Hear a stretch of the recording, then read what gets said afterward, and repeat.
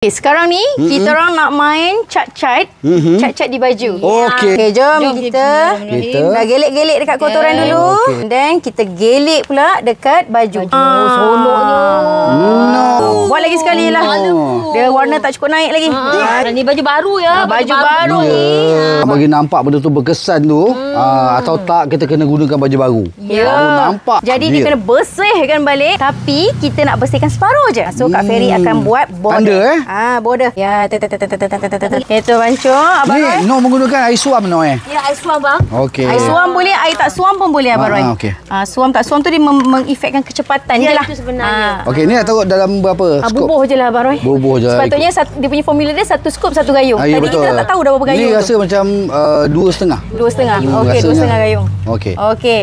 Jadinya kita pun Kacau ni, kacau. kacau-kacau. Ni kan pakai ni. Tak apa. Kita orang kampung je Abang Roy. Habis ingat kita orang bandar.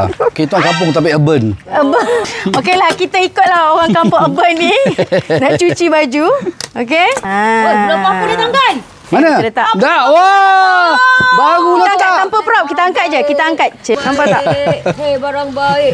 Belakang hilang, depan pun hilang. Oh, tapi memang berkesan. Bukan basuh aja berkesan, dengan bau dia sekali. Ya. Bau dia naik. Ya.